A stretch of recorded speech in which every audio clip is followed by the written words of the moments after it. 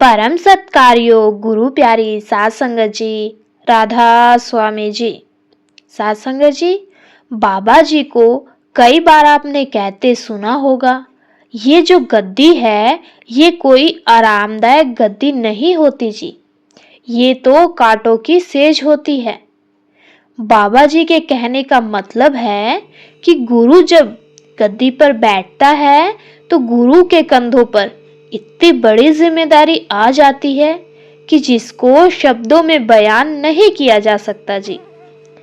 आज मैं आपको उस वक्त की एक ऐसी बात बताने जा रही हूँ जब बाबा जी को गद्दी पर बिठाया गया था और उस समय जब वसीयत में बाबा जी का नाम पढ़ा गया था, तो उस समय जो कुछ हुआ वो सुनकर आप तंग रह जाओगे जी। और बहुत सारी संगत शायद इस बात को जानती भी होगी कि उस समय क्या हुआ था जी, लेकिन बहुत सारी संगत नहीं जानती कि उस समय जब बाबा जी का नाम पढ़ा गया तो अपना नाम सुनकर बाबा जी ने अपनी सुध बुध खो दी थी। जैसे ही बाबा जी का नाम अगले गुरु के रूप में पढ़ा गया तो नाम सुनकर बाबा जी एकदम से कहने लगे कि कौन गुरविंदर सिंह, मैंने तो पहले इसका नाम भी नहीं सुना है और हमारी रिश्तेदारी में कोई बड़े महाराज जी के इतना करीब है, मैं तो नहीं जानता। बाबा जी उस समय कांपने लगे थे और तब बाबा जी को पानी पिलाया गया। उस समय बाबा जी खुद का नाम तक भूल गए थे, क्योंकि उनके कंधों पर एक ऐसी जिम्मेदारी डाल दी गई थी जो आसान नहीं थी। 20 से 25 मिनट तक बाबा जी कांपते रहे थे और जब वहां मौजूद पाठी साहब ने बाबा जी को अपने गले से लगाया और बाबा जी को संभाला, तब बाबा जी वापस अपनी अवस्था में आए और बाबा जी कहने लगे कि मेरे कमजोर कंधों पर इतनी बड़ी जिम्मेदारी आ गई है, इन कमजोर कंधों से कैसे मैं इतनी बड़ी जिम्मेदारी का बोझ संभाल पाऊंगा। साथ संगत जी, इसके बाद बाबा जी ने बड़े महाराज जी की दी हुई इस जिम्मेदारी को अपने कंधों पर उठाया और जब पहली बार बाबा जी ने संगत को संबोधित किया तो बाबा जी ने हिम्मत भरे शब्दों में संगत से कहा कि मेरे निर्मल कंधे संगत का भार उठाने में बहुत कमजोर हैं। मैं संगत के आगे झोली फैलाकर उस प्यार का एक तिनका मांगता हूँ जो बड़े महाराज जी संगत को दे गए हैं। मेरी संगत से विनती है कि मुझे मौका दे कि मैं महाराज जी के हुक्म की पालना कर सकूं और संगत की सेवा कर सकूं। मैं अपना परिवार संगत के नाम कुर्बान करता हूं और मैं अपने आप को संगत को अर्पण करता हूं।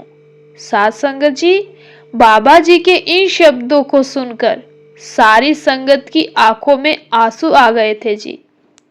संगत बताती है वो ऐसा नजारा था कि संगत खुद को रोने से रोक ही नहीं पा रही थी।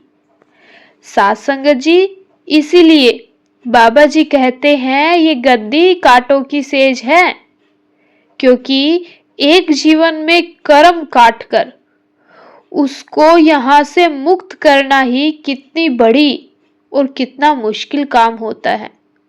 और बाबा जी के ऊपर लाखों जीवों की जिम्मेदारी एक साथ आ गई थी। ये कोई आसान काम या छोटी सी जिम्मेदारी नहीं थी।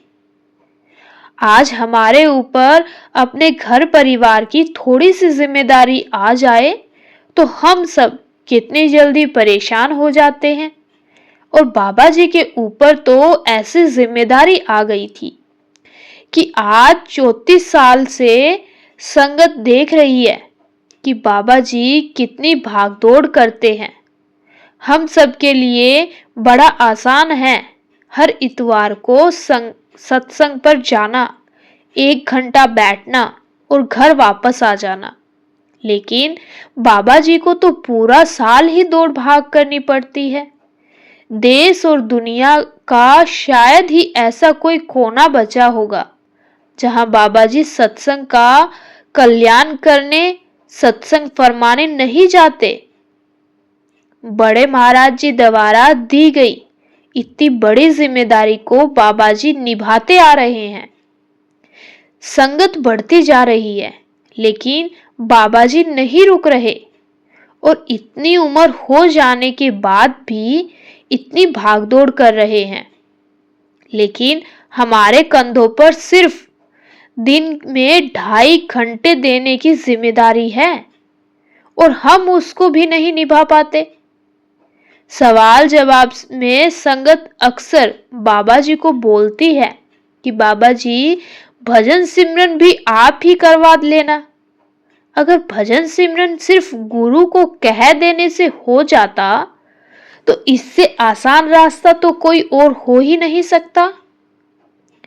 इस सवाल पर बाबा जी हमेशा एक बात कहते हैं कि मेरे लिए तो बहुत आसान है कह देना कि मैं करवा लूंगा भजन सिमरन, लेकिन फिर नुकसान तुम्हारा ही होगा, क्योंकि भजन सिमरन एक ऐसी कमाई है जो जीव खुद ही कर सकता है।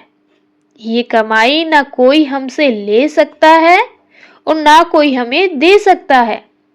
साध संगत जी, अब 34 साल के बाद बाबा जी ने अपने कंधों का बोझ थोड़ा हल्का करने के लिए अपने उत्तराधिकारी को चुना है, जिसके बारे में आप सबको बताने की कोई ज़रूरत इस वीडियो में नहीं है, क्योंकि पिछले कई दिनों से सारी संगत उसके बारे में जान ही चुकी है।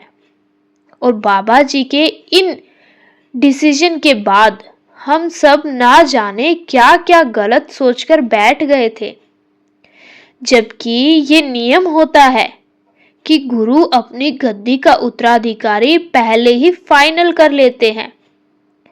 जैसे बड़े महाराज जी ने बाबा जी को अपना उत्तराधिकारी पहले ही बना लिया था, ऐसे ही बाबा जी ने नए सतगुरु हुजूर जी को अपना उत्तराधिकारी बना लिया है।